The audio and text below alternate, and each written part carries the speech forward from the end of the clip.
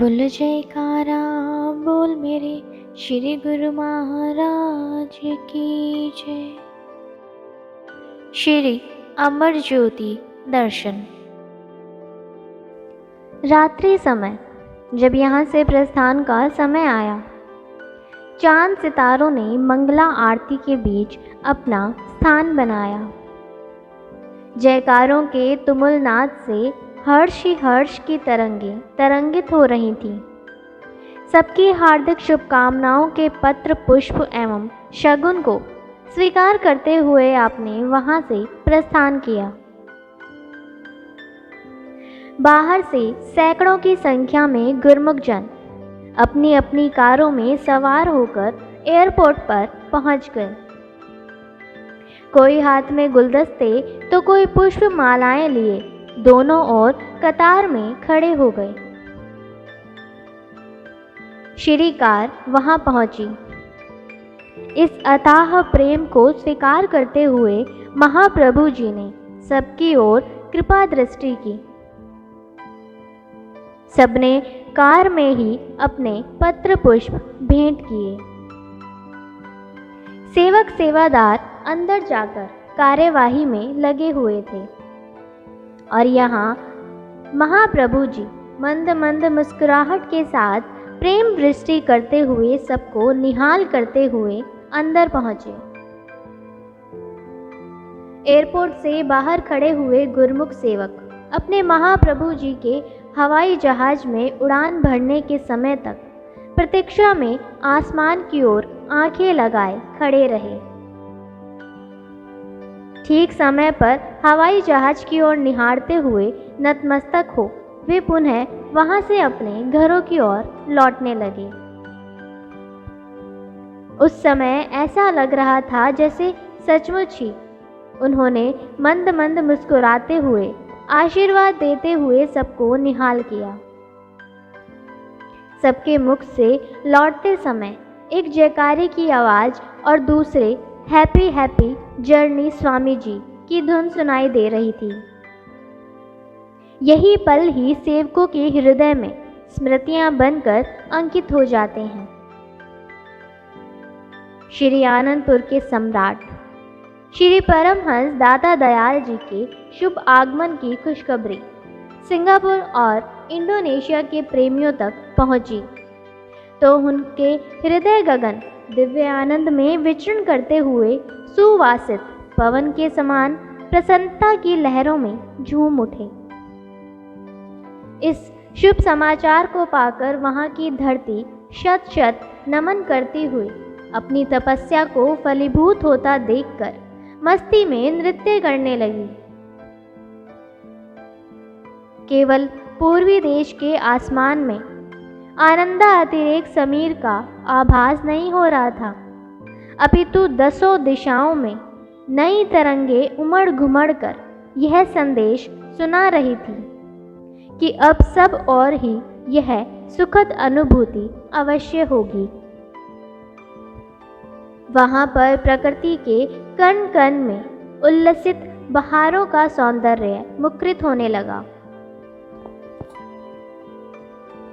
Singapore Bombay से वायुयान भी अपने भाग्यों पर इठलाता हुआ उड़ान भरता हुआ सिंगापुर की ओर बढ़ चला। करुणा से हृदय सम्राट श्री पंचम पातशाही जी महाराज के स्वरूप में 1 सितंबर को प्रथम बार सिंगापुर की भूमि को सुमंजुल श्री चरण कमलों से स्पर्श किया। अधीरता से प्रतीक्षारत गुरमुख सेवक वहां पत्र पुष्प लिए हुए खड़े थे। तेजोमय आभायुक्त इलाही नुरानी स्वरूप में जब श्री दर्शन हुए गुरमुख प्रेमियों के हृदय गदगद हो उठे। जयकारों की मधुर सुरीली आवाज झंकृत हो उठी। आप एयरपोर्ट से एक भक्त जी के निवास स्थान पर पधारे, जहां महात्मा परम विवेकानंद जी ने सारा प्रबंध किया हुआ था। गुरमुख प्रेमियों के आह्लाद भरे स्वर में श्री आनंदपुर वासी भगवान की जय, श्री आनंदपुर वासी भगवान की जय। बोलो जयकारा बोल मेरे श्री गुरु महाराज की जय। इन जयकारों की गूंज गूंजने लगी। सचमुच ही महाप्रभु जी को हर पग पर श्री आनंदपुर वासियों की विनय स्मरण हो आती। अविरल प्रेम की स्मृति से आप भावुक हो जाते।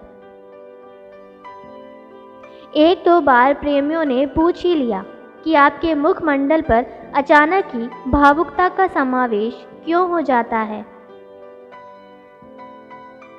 आपने फरमाया, कुछ तो सम्मुख प्रेमियों का अनन्य प्रेम और कुछ अनन्य प्रेमियों की स्मृति, दोनों ही हमें भावुक बना देते हैं। क्या करें, जहाँ देखो प्रेमियों के प्रेम का सागर उमड़ उमड़ कर आ रहा है और हमें शीघ्र अतिशीघ्र प्रेम बंधन में बंधने को विवश करता है।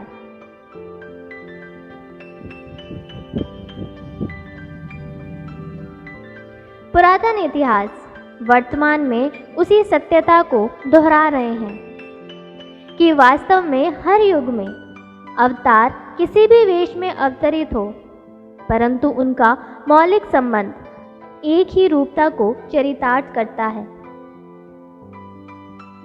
जैसे कि पार्वती जी ने शिव जी को नयन मूंदे ध्यान में मग्न देखा, उनके नयनों से अश्रु प्लावित हो रहे थे। जब वे ध्यानावस्था से उठे तो उसने पूछा, प्राणनाथ, अब किसका ध्यान करते हो और किसके प्रति इतना प्रेम भाव आपको विह्वल करता है? उन्होंने उत्तर दिया, पार्वती, मैं अपने भगवान राम को याद करते हुए, उनकी लीला को निहारते हुए उन्हीं में खो जाता हूँ। पार्वती जी ने पुनः विनय की, देव, श्री राम जी कहते हैं कि आप उनके भगवान हैं और आप कहते हैं कि वे मेरे भगवान हैं। आपकी इस अद्भुत अगम लीला को कौन समझ सकता है? उन्होंने लंबी ठंडी सांस लेते हुए कहा, प्रेम के न्यारे बंधन को केवल विरले प्रेमी ही जान सकते हैं। आप प्रतिदिन ही श्री वचनों की अमृत वर्षा करते, जिसमें मज्जन कर मायावी जगत में रहने वाले गुरमुखों के मन पर स्वतः ही भक्ति का रंग चढ़ना आरंभ हो जाता। यहाँ केवल एक ही बार के वचन संकलित किए गए हैं। श्री वचन है, मनुष्य महापुरुषों की शरण में इसलिए आता है कि वह संसार के बंधन से मुक्त होने का अभिलाषी है। जीवात्मा जो अपने मालिक से बिछुड़कर जन्म जन्मांतर से 84 लाख योनियों के चक्र में भटक रही है, उसे इस दुखद चक्र से बचाकर मालिक के साथ मिलाना है। यही वह विशेष प्रयोजन है जिसे लेकर मनुष्य सत्पुरुषों की छत्र छाया की खोज करता है, क्योंकि उनकी सहायता के बिना यह उद्देश्य पूर्ण नहीं हो सकता। जब भाग्य से उनकी शरण संगति प्राप्त हो जाती है तो जीव को चाहिए कि जब तक उद्देश्य पूर्ण ना हो तब तक उसकी दृष्टि उद्देश्य से हटने ना पाए। विचार करें कि जीवात्मा क्यों 84 के चक्र में भटक रही है। इसका उत्तर संतों की वाणियों से प्राप्त होता है कि अनेक जन्म से जो मोह माया के मलिन संस्कार जीव एकत्र करता रहा है, वही जीव को बारंबार योनियों के चक्र में डाल रहे हैं तथा कामनाएं इन योनियों का बीज है। मैं मेरी के भाव ही वे श्रृंखलाएं हैं जिन्होंने मनुष्य को संसार में बांध रखा है। कामनाओं के इन बीजों को नष्ट कर देने से जीव मुक्ति की प्राप्ति कर सकता है। महापुरुष जीव को समझाते हुए कथन करते हैं,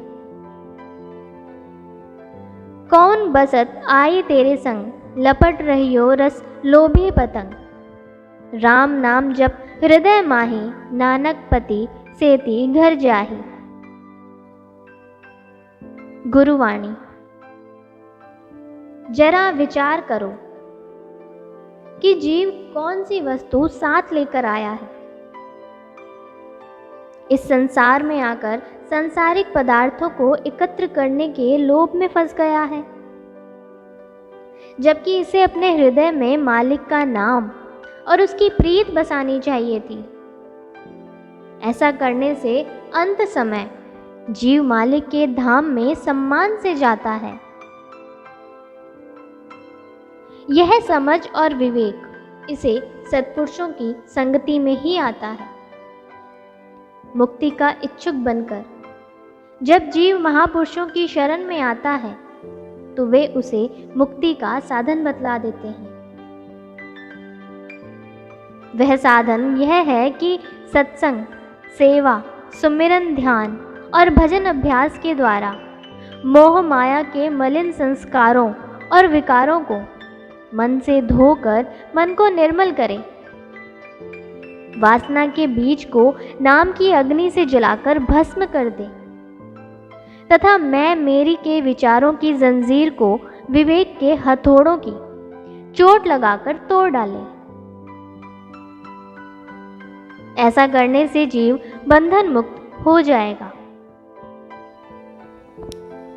यदि जीव महापुरुषों द्वारा बतलाए गए साधनों का अभ्यास करने में लग जाता है तो उसकी सुरती माया और ममता की मैल से रहित होकर सार शब्द को पकड़ने लगती है तथा शब्द की डोरी से खींचकर अपने असली स्थान पर जा पहुंचती है, जिसे मालिक का धाम अथवा निज धाम कहते हैं। वहां पहुंचकर सुरती मालिक के स्वरूप में समा जाती है। इस उच्चतम स्थान को ही संतों ने परम धाम अथवा परम शांति का स्रोत कहा है। इसी परम पद की प्राप्ति करना ही मानव जीवन का वास्तविक लक्ष्य एवं आदर्श है। इसी में ही जीव की सार्थकता और महापुरुषों की प्रसन्नता है।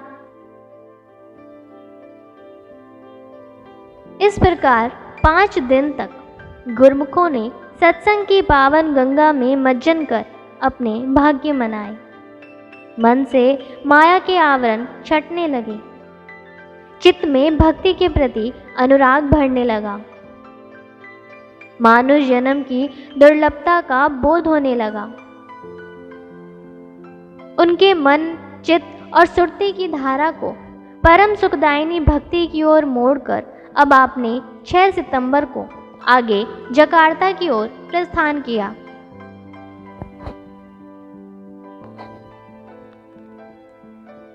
जकार्ता। आपने संत मंडली सहित जब जकार्ता की धरती पर चरण स्पर्श किए तो वहां रहने वाले इंडोनेशियन लोग भी हतप्रभ हो आपके नुरानी मुखमंडल की ओर देखने लगे। वे अपनी इंडोनेशियन भाषा में एक दूसरे से कहने लगे कि ऐसा निराला नूर आज तक हमने किसी के मुख पर नहीं देखा है। ऐसा लगता है मानो सचमुच स्वयं गॉड यहाँ पर पधारे हैं। वहाँ के निवासी भक्तों जो उस भाषा को जानते थे ने उनसे कहा कि शुद्ध हृदय में ही ऐसी भावनाएं उत्पन्न होती हैं और भगवान स्वयं उन्हें दर्शन देने के लिए आते हैं।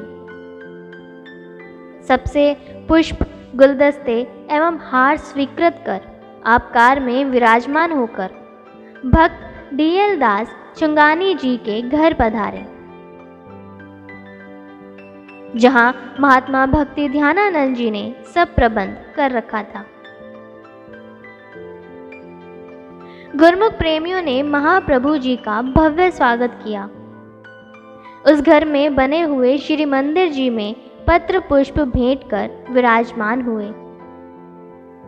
4 दिन तक निरंतर वहां पर श्री दर्शन, सत्संग तथा सेवा का सौभाग्य प्रदान किया, रूहानी खुशी से मालामाल किया।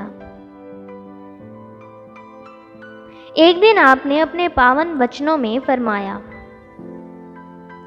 काकभुशुंडी जी गरुड़ जी को समझाते हुए ज्ञान भक्ति के विषय में श्री रामचरितमानस में कथन करते हैं। चौपाई। राम भक्ति चिंतामणि सुंदर, बसई गरुड़ जाके उर अंदर। परम प्रकाश रूप दिन राति, नहीं कछु चाहिए दिया घृत बाती। मोह दरिद्र निकट नहीं आवा, लोभ बात नहीं ताही बुझावा। प्रबल अविद्या तम मिटी जाई, हारही सकल सुलभ समुदाय। खल काम आदि निकट नहीं जाई, बसई भक्ति जाके उर माही। प्रभु भक्ति एक सुंदर चिंतामणि के सदृश्य है। ए गरुड़, यह जिसके हृदय में बस जाती है, वहाँ दिन रात प्रकाश ही प्रकाश होता है। फिर वहाँ दीपक, घी और बत्ती की जरूरत नहीं रहती। ना ही वहाँ मोह एवं निर्धनता का कोई काम है। लोभ की पवन इसकी ज्योति को बुझा नहीं सकती। भक्ति की ज्योति से अज्ञान तिमिर नष्ट हो जाता है। अहंकार आदि पतंगे इसकी ज्योति पर जलकर भस्म हो जाते हैं।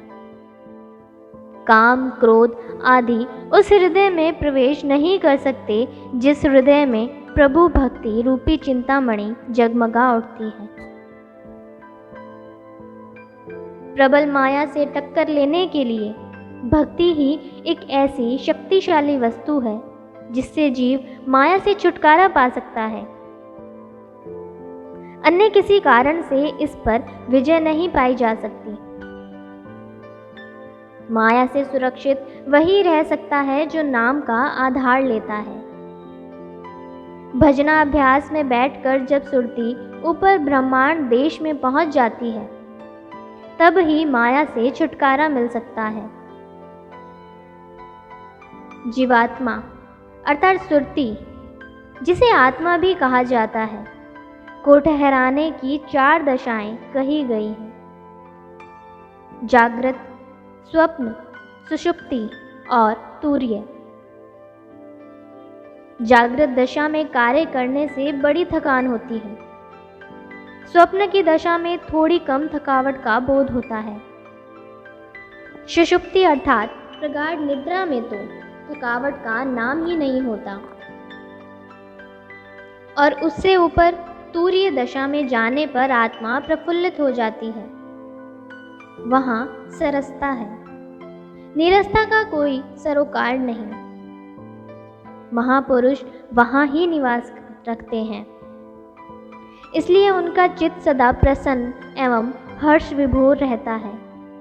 वहाँ किसी प्रकार के रोग या दुख कष्ट का चिन्ह भी नहीं होता। महाप्रभु जी के इन गूढ़ भरे भेद श्री वचनों को सुनकर गुरुमुखों ने गहन शांति और आत्मिक आनंद की अनुभूति की।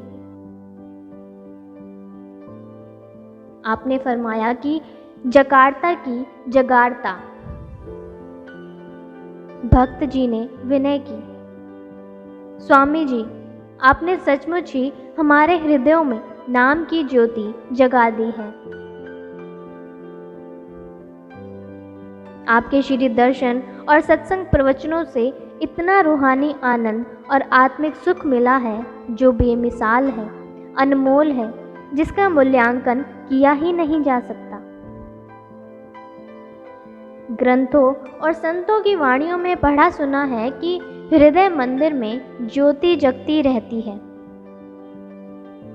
आज आपने कृपा करके प्रत्यक्ष उस ज्योति को जगाकर हृदयों में उजाला भर दिया है। पुनः श्री वचन हुए। इसी तरह ही सदा अपने दिल में भक्ति नाम की ज्योति जगाए रखें। महापुरुषों को आप हमेशा ही अंग संग पाएंगे। यहाँ पर कुछ समय पश्चात श्री परमहंस अद्वैत मंदिर की स्थापना होगी। वहाँ पर भी पूर्ण आस्था एवं लगन से सेवा करते हुए अपने जन्म को सफल बना लें। सुराबाया। गुरमुख प्रेमियों की विनय पर आप जकार्ता से 2 दिन के लिए सुराबाया में पधारे। यहाँ पर आप भक्त हारूमल जी के घर में ठहरे। यहाँ पर भक्त जी ने विनय की कि महाराज, यहाँ इंडोनेशियन, चाइनीज, मुस्लिम भाषा जानने वाले लोग ही अधिकतर रहते हैं। आप ही कोई चमत्कार करें। यह लोग अपने ही धर्म को अधिक मान्यता देते हैं। इन्हें ना तो हिंदी भाषा समझ आती है और ना ही इंग्लिश। आपने फरमाया, समय पाकर यहाँ पर संस्कारी अधिकारी जिज्ञासु कारोबार करने के लिए आएंगे और आध्यात्मिक लाभ उठाएंगे। जहाँ पर ज्योत जलाई जाती है, अंधेरा स्वतः ही दूर हो जाता है। ऐसी अभिलाषी रूहों के लिए श्री परमहंस अद्वैत मत श्री आनंदपुर का सत्संग प्रचार फलेगा फूलेगा। एक केले के पेड़ से अन्य कई केले जड़ पकड़कर फूलते फलते हैं। आप सब गुरमुख प्रेमी दृढ़ भाव से भक्ति भजन में लीन रहें। ऐसे वातावरण के प्रभाव से स्वयमेव ही जिज्ञासु जन इस मार्ग पर चलकर जीवन सकारत करेंगे। भक्त जी ने नतमस्तक हो श्री चरणों में अगाध प्रेम और सेवा भक्ति करने के लिए विनय की। वहां पर प्रेमियों को कृतार्थ कर आपने मलेशिया होते हुए 13 सितंबर को मनीला की धरती को पुण्यवती बनाया। मनीला। महाप्रभु जी की मनोहारी छवि की झलक पाकर मनीला में रहने वाले प्रेमी गुरमुखों के हृदय बाग बहार हो गए। वे तन बदन की सब सुध भुलाकर प्रेम में मगन हो झूमने लगे। आप भी उन्हें प्रेम भक्ति के रंग में रंगा हुआ देखकर अति प्रसन्न हुए। आपने 5 दिन तक प्रेमा भक्ति का रंग छिटकाया, पावन वचनों का अमृत पिलाया और दिव्य लीलाओं से सरसाया। एक दिन श्री वचनों की अमृत वृष्टि करते हुए आपने फरमाया, जीव इस संसार में मालिक की भक्ति करके उसमें एकाकार होने के लिए आया है। जो मालिक का बन जाता है, दुनिया की सुख संपदा तो क्या, स्वर्गों के सब सुख उसके पास आ जाते हैं। जीव को जब इस प्रकार की शक्ति मिली है तो वह उस शक्ति से काम लेकर अपने जीवन को सुखमय बना सकता है, लोक परलोक संवार सकता है। इसलिए नुकसान के बजाय नफे का सौदा करके जाओ। जीव इस संसार में आया तो लाभ प्राप्त करने के लिए था, मगर काम ऐसा कर रहा है जिससे नुकसान ही नुकसान उठाना पड़ रहा है। जैसे पशु पक्षी काम, क्रोध, लोभ, मोह में फंसे हैं, वैसे ही इसने भी अपने आप को इनमें जकड़ रखा है। महापुरुष होशियार करते हैं कि इंसान घाटे में ना जाए, बल्कि हकीकत की परख करके अपने आप को ऊपर ले जाए, मालिक की दरगाह की तरफ रुख करे, क्योंकि इसका काम ही यही है। बंदा आदम बराए बंदगी, जिंदगी बेबंदगी शर्मिंदगी। इंसान आया मालिक की भक्ति के लिए है और बगैर बंदगी के मालिक की दरगाह में शर्मिंदगी उठानी पड़ेगी। जैसे कोई परदेश में जाकर अपने काम को भूलकर केवल घूमने फिरने में ही समय को गंवा दे तो उसे कोई अक्लमंद नहीं कहेगा। ऐसे ही इंसान भी इस परदेश में आया है और अपना काम करने के लिए आया है। जो अपना काम करके जाएगा वही मालिक की दरगाह में सुरखरू होकर जाएगा। इसलिए प्रेमियों, संसार के काम धंधे करते हुए चित्त में मालिक का ध्यान बसाओ, ताकि यहाँ भी जीवन सुखी हो और मानुष तन का लक्ष्य भी पूरा हो जाए।